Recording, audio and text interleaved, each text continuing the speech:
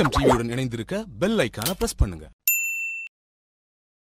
வரவிருக்கிற 2019 நாடாளுமன்ற தேர்தலில் வீரத்தமிழர் முன்னேற்றக் கழகத்தின் சார்பாக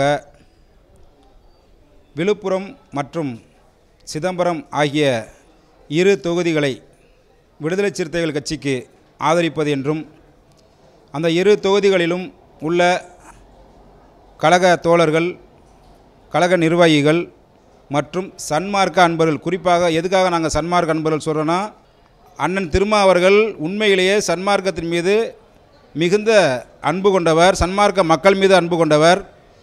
சன்மார்க்க சங்கங்கள், சன்மார்க்க மக்கள் நல்லபடியாக வளர வேண்டும், சன்மார்க்க சங்கங்கள் வளர வேண்டும் என்று உளமாற நினைக்கக்கூடியவர்.